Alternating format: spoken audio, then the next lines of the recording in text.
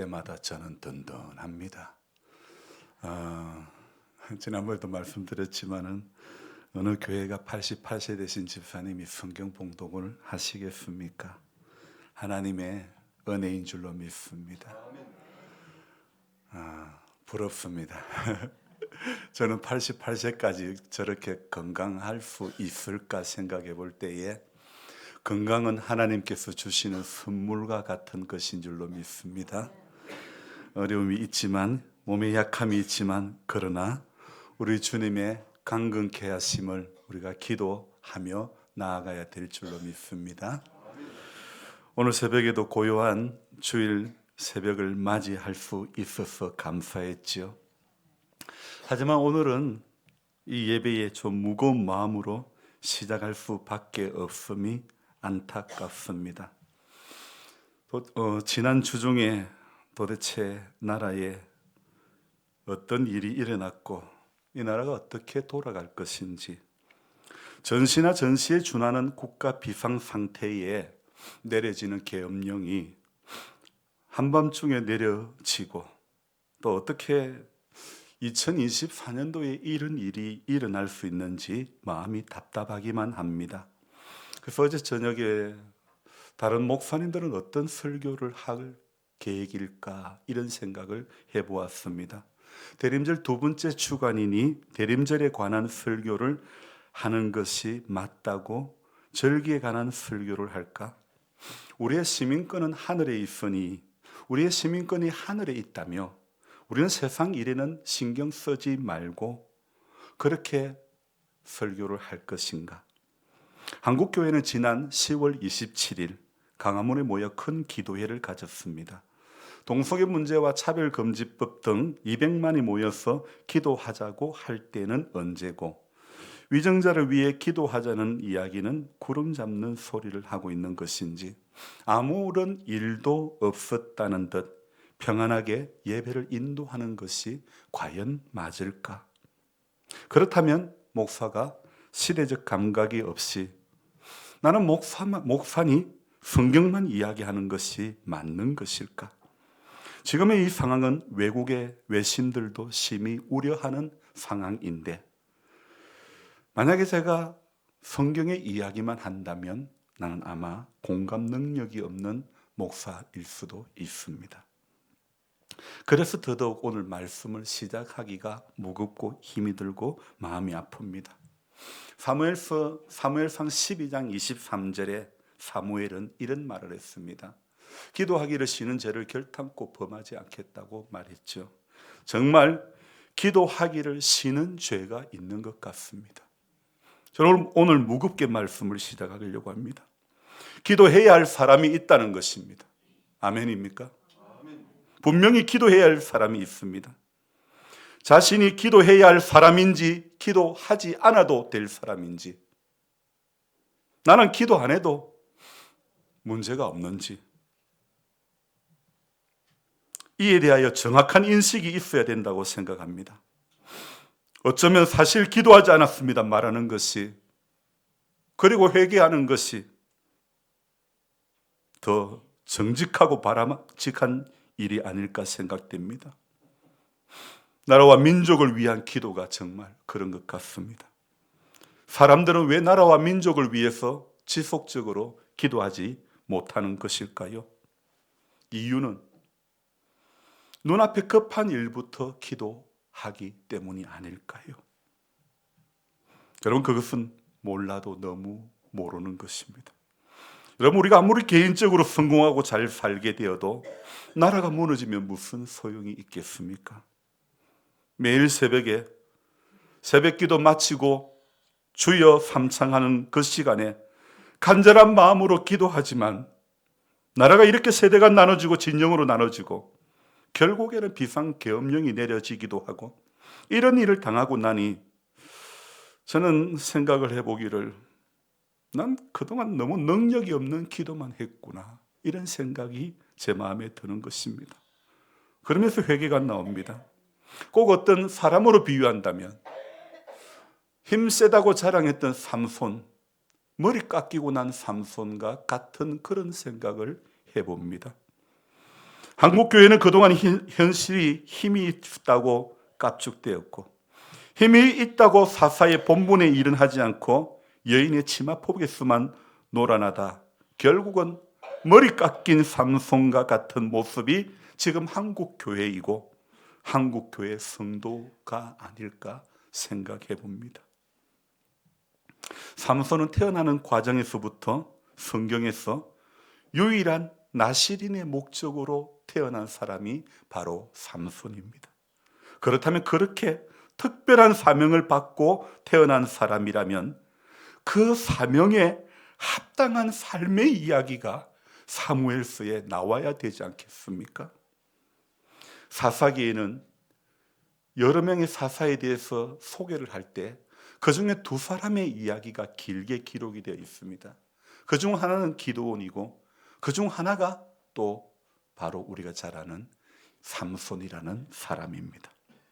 그래서 이 두 사람의 이야기가 사무엘서에 길게 기록이 되어 있는데, 기드온은 나중에 여룻바알이라고 하는 바알과 더불어 바알과 겨루어 싸우다는 그런 귀한 이름도 이렇게 불리어지지만, 그러나 그 역시도 너무나 많은 여인과 함께 한 것이 문제였습니다. 그리고 삼손도 마찬가지입니다. 그는 평생에 머리에 삭도를 대면 안 되는 사람이었습니다. 그 말은 평생에 삼손은 구별된 사람으로 살아가야 하는 것이 바로 삼손의 사명인 것입니다. 하나님께서는 사사기에 삼손을 보면서 저와 여러분들 또한, 저와 여러분들이 사사기를 보면서 우리가 이 구별된 자로 살아가게 하기 위해서 사사기에 삼손의 이야기를 실었다고 저는 생각합니다. 나실인의 이야기를 기록하고 있는 것, 바로 저와 여러분들이 세상에서 구별된 나실인으로 살아가게 하기 위해서 성경에 나실인 이야기를 사무엘서에 기록했다고 저는 생각합니다. 그래서 삼손의 이야기가 들릴라의 치마폭에 누워 누워 있는 그 이야기를 들려주려고 성경에 실린 것이 결코 아닙니다. 머리가 밀리고 난 뒤 아무런 힘도 없는 삼손으로 살아가서는 안 되는 것입니다. 대저 하나님께로부터 난 자는 세상을 이길 힘을 이미 받은 줄로 믿습니다. 우리는 약한 존재가 아닙니다. 우리는 기도할 수 있는 존재입니다. 기도해야만 하는 존재입니다. 기도로 깨어 있어야 되는 하나님의 사람이기 때문입니다. 여러분, 분명히 기도하면 하나님은 세상을 바꾸어 주실 줄로 믿습니다. 하나님은 놀라운 일을 행하시는 하나님인 줄로 믿습니다. 왜 염려합니까? 기도하지 않기 때문이죠. 왜 염려가 앞섭니까? 기도에 깨어있지 못하기 때문이지요. 머리가 밀리고 난 뒤 아무런 힘도 없는 그런 삼손의 모습으로, 그런 그리스도인의 모습으로 살아가시면 안 되는 것입니다. 그 엄청난 힘을 하나님께서 나실인으로 부르신 그 목적에 맞게 사용하라고 그 힘을 주신 것입니다. 저는 설교자로서의 고민이 있습니다. 어떤 설교도 쉬운 설교가 없지만 나라와 민족과 통일을 위한 설교는 정말 힘이 듭니다. 위정자를 위해서 설교하고 기도한다는 것은 참 쉽지가 않습니다. 우리 성도님들의 생각이 다 다르고 또 그렇게 어떤 정치적인 색깔이 다 다르기 때문에 이미 자기 생각으로 굳어진 거기에 하나님의 말씀을 전한다는 것이 제일 힘이 듭니다. 또 믿음이 없는 자녀들이 가득한데 그곳에서 기독교식으로 장례를 인도할 때가 제일 힘이 듭니다. 정말이지 고독한 전쟁과 같습니다. 이랬던 저랬던 설교야 어찌하면 또 하겠지만 감동이 없는 겁니다. 다른 목사님들은 어떨런지는 몰라도 저는 감동이 없는 설교를 전한다는 것이 너무너무 괴롭습니다. 여러분, 목사의 설교는 웅변가의 연설이 아닙니다. 목사는 예수 생명을 전하는 사람이 되어야 합니다. 그래서 생명을 전하는 사람은 눈물을 흘려야만 하는 것입니다. 한 번씩 설교하다가 형들을 만나 죄하는 요셉처럼 감정을 주체하지 못하고 눈물이 막 쏟아질 때가 있습니다. 강단에서 눈물이 날 때면 사실 좀 부끄럽습니다.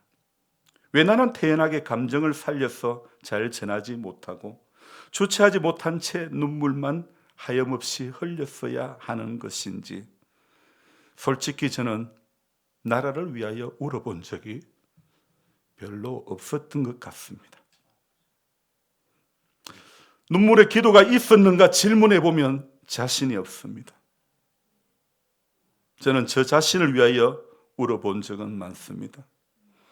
하나님, 저는 왜 이 모양입니까? 강단에 서서 말씀을 전하는 자이지만 말씀대로 살지 못하는 저 모습, 온전한 믿음이 없고 죄를 이기지 못하고 자아가 살아서 아직도 나는 죽고 예수를 살아야 될 사람이, 예수를 죽이고 내가 살고자 하는 그런 어리석음이 얼마나 제 안에 많은지, 이기적이고 이중적이고 이런 나 자신에 대하여 울어본 적이 우리가 스스로 물어봐야 될 것 같습니다. 그러므로 개인적인 신앙 문제, 죄와의 싸움, 자아와의 싸움, 그런 일들을 생각해 볼 때 오히려 죄에 대해서 이야기할 때 성도님들이 은혜 받았다는 이야기를 합니다. 하나님, 교회는 왜 이 모양입니까? 교회를 위해서 울고 기도할 때, 설교할 때, 그리고 설교할 때 은혜 받았다는 말씀을 듣습니다. 그 설교 속에는 눈물이 있기 때문이죠. 그러나 어찌 보면 제 그릇은 여기가 한계가 아닌가. 교단과 나라와 민족을 위해 안타깝지만 할 말이 많지가 않습니다. 울면서 기도를 많이 못했기 때문이죠. 우리 교단이 목회자 세습 금지를 했는데, 그런데 서울의 큰 교회가 세습을 했을 때 저는 손가락질만 했지 통곡하며 울지를 못했습니다. 그 교회만의 문제가 아니고 한국 교회의 문제이고 바로 우리 자신들의 문제인 것입니다. 그러면서 생각해 보기를, 나도 혹시 내가 목회를 하면서 교회가 커진다면 아들에게 세습하고 싶은 마음이 들 수도 있지 않을까, 이런 생각을 해봅니다. 그러니 사람은 누구라도 맹세, 장담 이런 것은 결코 하지 말아야 될 것 같습니다. 내 눈에 흙이 들어오기 전에는 안 돼, 이런 말씀도 안 하는 것이 좋을 것 같습니다. 주님의 뜻이라면 되도록 해야 되는 것이지, 내 감정에 붙들리고 내 생각에 붙들려, 내 고집에 붙들려 쓸데없는 고집쟁이로 살아가면 안 되는 것입니다. 하나님은 지금 나라와 민족을 위하여 울게 하십니다. 더 늦기 전에 사무엘처럼 기도하기를 쉬는 죄를 범하는, 분명히 기도하는 것을 쉬는 것은 죄라는 것을 깨닫게 되시기를 바랍니다. 여러분, 울어야 삽니다. 울어야 사는 것입니다. 하나님의 나라를 생각하며 하나님의 교회가, 우리 교회가 전보다 사람이 좀 모인다고 자만하면 안 되는 것입니다. 사람 좀 모인다고 안일하게 생각하면 안 되는 것입니다. 교회는 사람이 있어도 울어야 되고 사람이 없어도 울어야 되는 것입니다. 우리는 우는 것밖에 없습니다. 두 눈 뽑힌 삼손처럼 그 마지막에 하나님 이번만 나로 강하게 하사 마지막 힘을 달라고 했던 그 마음으로 기도해야 하는 것입니다.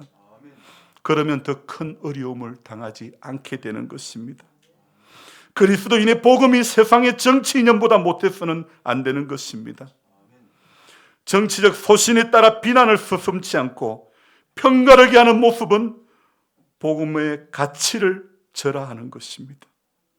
우리의 최고 가치는 오직 복음이고 오직 사랑이어야 하는 것입니다.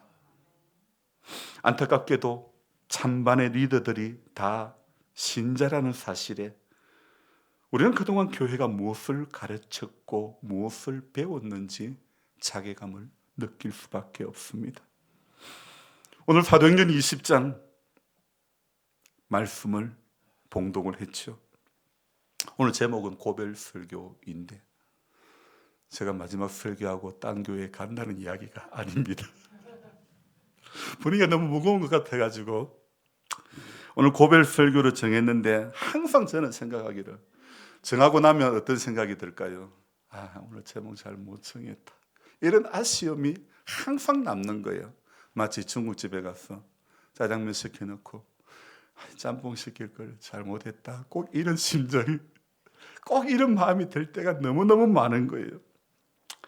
사실 이 사도행전 20장은요, 바울이 에베소 교회 장로님들에게 마지막 고별 설교를 합니다. 17절부터가 그 내용입니다. 그래서 에베소 장로들에게 말씀을 전할 때 그 결론이 어떻게 내려지고 있는지 우리가 같이 31절 말씀을 같이 읽습니다. 그러므로 여러분이 일깨어 내가 3년이나 밤낮 쉬지 않고 눈물로 각 사람을 훈계하던 것을 기억하라. 저는 오늘 이 31절의 말씀에서 밤낮 쉬지 않고 눈물로 각 사람을 훈계하던 것을 기억하라. 여기에서 저는 바울이 3년이나 에베소 이 지역에서 사역을 하면서 3년이나 밤낮을 쉬지 않고 눈물로 각 사람을 훈계했다는 것입니다. 3년 동안 간절한 마음으로 말씀을 가르치며 사람들을 그리스도의 제자로 양육했던 것이죠. 바울에게는요, 세상적인 야망이라고는 전혀 없었던 것 같습니다. 저는 생각하기를요, 세상적인 야망과 복음 사역을 동시에 수행할 수는 결코 없다고 생각합니다.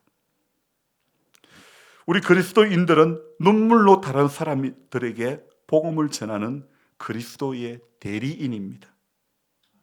그래서 그리스도인들에게 세상적인 야망은 독버섯과 같은 것입니다. 교회가 세상적인 기준으로 사람들을 바라보아 세상적으로 성공한 사람들에게 우선적으로 호의를 보일 때, 그럴 때 주의 복음은 산산조각이 나고 마는 것입니다. 더 이상 교회가 교회로서 존재의 역할을 못하게 되는 것입니다. 그래서 교회는 제일 경멸해야 될 것이 세상적인 야망, 세상적인 욕심을 교회는 경멸해야 되는 것입니다. 성도가 세상적인 야망을 추구할 때 성도는 더 이상 성도가 될 수 없는 것입니다. 그래서 우리가 주일을 지키며 예배를 드려야 되는 것입니다. 자꾸 말씀을 내 속에 집어넣어야 되는 것입니다. 세상적인 것이 내 안에 들어오지 못하도록 여러분 세상적인 야망을 내 속에 넣어보십시오. 그 세상적인 욕심이 내 안에 차기까지는 내 마음이 공허합니다. 그래서 우리는 우리 안에 계속 하나님의 말씀을 집어넣어야 되는 것입니다. 왜 제가 성경 읽기 단체 카톡방 이야기를 하고 왜 1년 2독 가정에 성경 읽기를 한 번씩 말씀드리고 있는 것입니까? 장막 짓는 일을 계속하면서 주의 복음 사역에 힘썼던 바울은 에베소 교회 장로들을 향하여 자신들이 수고하여 약한 사람들을 돕는 일을 게을리 하지 말라고 부탁을 하고 있죠. 그리고 주는 자가 받는 자보다 더 복이 있다고 말씀하신 주의 말씀을 기억하라고 이야기를 하고 부탁을 하고 있지 않습니까? 바울은 전도 사역 중에서 어려운 교회가 있다면 말씀을 들으면 그 교회를 향하여 연보를 걷어보내는 일을 기쁜 마음으로 했던 것입니다. 누군가를 도울 수 있다면 얼마나 복된 일입니까? 나에게 아무것도 없다면 누군가를 돕는 일이 불가능할 것인데 내게 있는 작은 것을 나눌 수 있다는 것이 얼마나 복되고 기쁜 일인지 모르겠습니다. 그런 의미에서 올해 고구마 농사를 실패해서 고구마를 나눌 수 없었다는 것이 너무 아쉽습니다. 저는 지금까지 농사에서 돈 번 거는 없습니다. 하지만 나누어서 얻는 기쁨은 참 컸다는 것을 생각됩니다. 나눌 것이 풍성하게 있었다는 것이 얼마나 감사한지 모르겠습니다. 사태갈에 설치한 저온 저장고도 감자를 수확에 보관해 놓고 나누기 위해서 설치를 했는데요. 하지만 올해는 감자도 조금만 심어서 나누지를 못해서 아쉽고, 모든 것이 나누지 못해서 너무 아쉽고 서운하고 좀 그렇습니다. 하지만 달력은 풍성합니다. 100부를 주문했기 때문이죠. 옆집에 전도하시기를 원하시는 분이 있다면 올해는 달력 맨 밑에다가 유튜브 실시간 안내 방송 시간을 기록을 해 놓았습니다. 그래서 꼭 달력을 들으면서 요 시간에 들어와서 한번 들어보시기 바랍니다. 그렇게라도 꼭 해주시기 바랍니다. 저는 또 그러면서 오늘 새벽에 그런 생각을 해보면서 내년부터는 달력도 임기교회라고 꼭 해야 되겠나, 이런 생각이 드는 것입니다. 그래서 내년에 지금 달력을 만든다면 숲터 마을 이렇게 만들면 좋겠다 생각해 봅니다. 이장님 전화번호 적고, 목사라고 전도사라고 뭐 제 전화번호 적는 게 아니라 눈 치우는 사람 노태진 전화번호 적어놓고 우리 집 앞에 눈 안 밀렸으면 전화하라고 그렇게 해놓으면 어떨까, 그런 생각을 해봅니다. 꼭 교회 달력이라고 교회 이름만 적혀면 교회 달력인가요? 우리 숲터 마을, 우리 임기라는 공동체가 여러분 같은 마음을 품고 우리는 이 숲터 마을의 식구라는 그 마음을 교회부터 심어줘야 되지 않을까, 저는 이런 생각이 들었습니다. 이런 아이디어가 오늘 새벽에 떠오르는 거예요. 어찌 제 생각이 좀 개안습니까? 여러분, 교회와 교인들만을 위한 우리 교회가 될 것이 아니라 마을과 하나님을 알지 못하는 사람들을 위한 그런 교회와 우리가 되어져야 될 줄로 믿습니다. 제설 작업을 하고 방역 작업을 하고 세상을 살아가는데, 마을을 살아가는데 필요한 도움을 줄 수 있다면 주어야 하고, 무엇보다도 교회는 영적인 도움을 주어야 하는 것입니다. 그래서 제가 이번에 실시간 유튜브 방송 안내를 달력에 실었던 것입니다. 방송으로 말씀을 듣는 분이 얼마 되지는 않지만 주중에 어떤 분이 오늘 말씀은 완전히 제게 주신 말씀이었습니다. 너무 힘들었는데 목사님 말씀을 보내신 것을 자기가 몇 번을 적어봤다는 것입니다. 너무 은혜가 되어서 지금 몇 번째 그대로 적고 있다고 이러는 분도 있었습니다. 참으로 부족한 제가 전하는 말씀에 이렇게 과한 반응을 해주시니 저는 몸둘 바를 모르겠습니다. 결국엔 교회는 말씀을 주어야 하는 것입니다. 교회는 영적인 말씀을 주어야 하는 것입니다. 말씀을 주고 말씀을 받아야 살아나는 줄로 믿습니다. 콩나물은 할머니 집에 있을 때 보니까 할머니가 물만 주고 얼마나 컸는가 보고 물만 주고 물만 주더라고요. 교회는 말씀을 줘야 되는 겁니다. 말씀을 주고 눈물로 기도하는, 오늘 바울이 뭐라고 합니까? 3년이나 밤낮 쉬지 않고 눈물로 각 사람을 훈계했다고 하지 않습니까? 바울의 이 눈물은요, 여기에서 끝나지 않고 19절 봅니다. 곧 모든 겸손과 눈물이며, 바울은 고별 설교 가운데 오늘 19절에서도 모든 겸손과 눈물이며, 또 31절에서도 밤낮 쉬지 않고 눈물로 각 사람을 훈계했다 말씀하고 있습니다. 여러분, 결국은 교회는 말씀을 주어야 되고, 결국은 교회가 하는 모든 일은 눈물의 기도가 있어야 함을 우리는 깨달아야 되는 것입니다. 32절 말씀 또한 같이 읽습니다.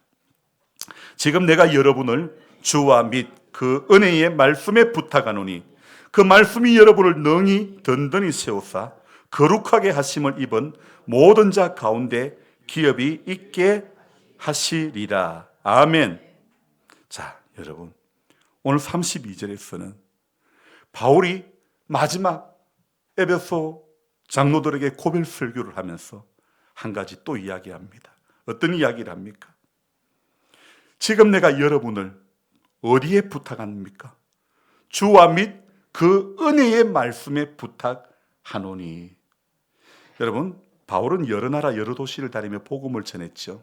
한 지역에 정착하지 않았고 믿음의 공동체인 교회를 세우며 전도 여행을 다니는 이 바울에게 이별은 쉽지가 않았습니다. 아직은 굳건히 성장하지 못한 초신자들을 두고 떠나야 했기에 걱정이 생기는 것은 사역자로서 당연한 마음이겠죠. 하지만 바울은 오늘 32절에서 고백한 이 내용을 보면 하나님께서 복음을 받아들이고 믿기 시작한 사람들은 하나님께서 책임을 진다는 것입니다. 그래서 바울이 오늘 32절에 내가 여러분을 주와 그 은혜의 말씀에 부탁하노니, 자신이 세세하게 모든 것을 지도하고 보호하는 것보다 주와 은혜의 말씀에 부탁하는 것이 바람직하다는 것을 바울은 이야기하는 것입니다. 여러분, 맞습니다. 여러분의 자녀들을 여러분이 따라다니면서 해줄 수 있는 것은 아무것도 없습니다. 오늘 기도할 때에 주와 은혜의 말씀이 여러분의 자녀들의 가정을 이끌어갈 수 있도록 기도해야 될 줄로 믿습니다. 염려한다고 자녀들이 잘 되는 것 결코 아닙니다. 기도하는 부모가 되고 기도할 때, 깨어 기도할 때 하나님의 역사가 일어나게 될 줄로 믿습니다. 내가 사람을 변화시킬 수 있다는, 내가 사람을 살릴 수 있다는 착각에 빠지면 아무리 뛰어난 바울이라 할지라도 하나님은 그 사람을 떠나게 할 수 있습니다. 하나님께서 목자에게 맡기신 양이라 할지라도 그 목자가 아닌 하나님이 사람을 변화시킨다는 사실을 우리 모두가 기억해야 될 줄로 믿습니다. 그래서 바울의 그 다음 말이 무엇입니까? 그 다음 말 읽어봅니다. 32절에 그 말씀이 여러분을 능히 든든히 세우사 거룩하게 하심을 입은 모든 자 가운데 기업이 있게 하시리라. 아멘. 말씀이 여러분을 어떻게 해요? 능히 든든히 세우사. 여러분, 말씀이 저와 여러분들을 능히 든든히 세우는 줄로 믿습니다. 그냥 든든히 세우는 것이 아니라 말씀이 우리를 능력 있게, 능히, 말씀은 모든 것을 할 수가 있는 것입니다. 말씀이 능히 우리를 든든히 세워주는 줄로 믿습니다. 그래서 저와 여러분들이 말씀으로 든든히 세우심을 받아가지고 어떻게 해요? 거룩하게 하심을 입은 성도가 되어져야 될 줄로 믿습니다. 그래서 한 주간 세상에 나아갈 때 나는 거룩하게 하심을 입은 성도답게 살아가야 되는 것이 우리들의 삶의 모습이 그렇게 되어져야 될 줄로 믿습니다. 말씀이 여러분을 능히 든든히 세워가는 것입니다. 말씀이 이 나라를 든든히 능히 세워가는 줄로 믿습니다. 말씀이 위정자를 세워가야 나라가 바르게 될 줄로 믿습니다. 별 어떤 정치적인 대단한 정치가가 대단한 정치를 해가지고 나라가 바로 서는 것이 아닙니다. 결국은 하나님의 말씀이 든든히 세워가는 것입니다. 인간의 도모가 이루어지지 않는 것입니다. 하나님의 말씀이, 하나님의 섭리가, 하나님의 계획하심이 오늘 바울처럼 3년간 밤낮 쉬지 않고 눈물로 하나님 앞에 호소했던 그 일들을 하나님께서 일하시는 줄로 믿습니다.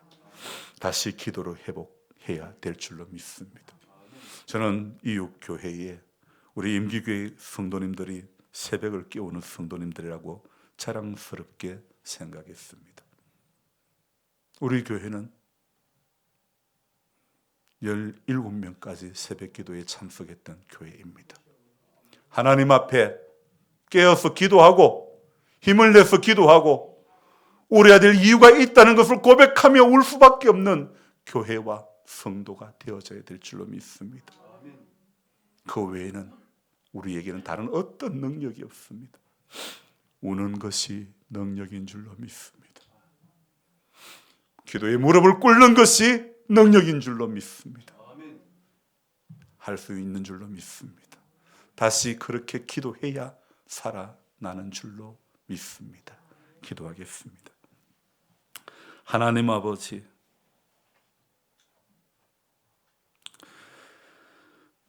무엇을 기도했는가 생각해 봅니다.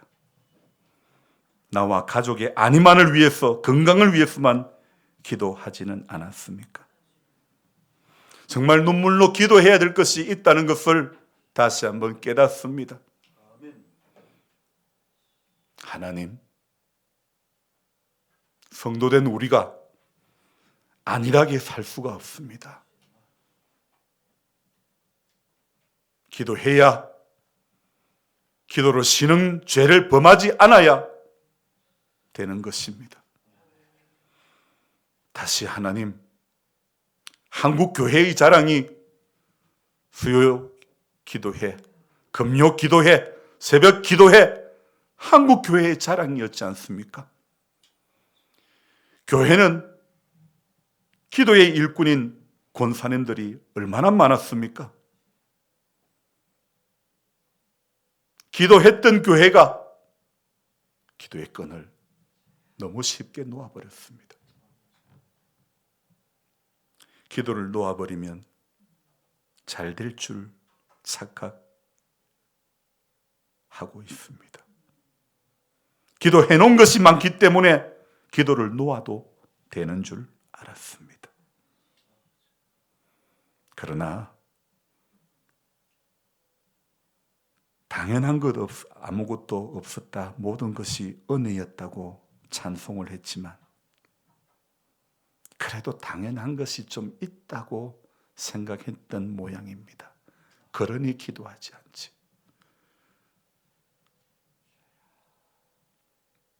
주와 은혜의 말씀에 붙들려야 그 사람이 살고, 자녀가 살고, 교회가 살고, 나라가 사는 것이지, 다른 어떤 것에는 길이 없는 겁니다. 답이 없는 겁니다. 주와 은혜의 말씀에 모두가 붙들림 바 되는 그런 우리 교회와 우리 성도님들의 가정과 이 자리에 참석한 모든 분들 되어지게 도와주옵소서. 예수님의 존귀하신 이름 받들어 감사하며 기도드리옵나이다. 아멘.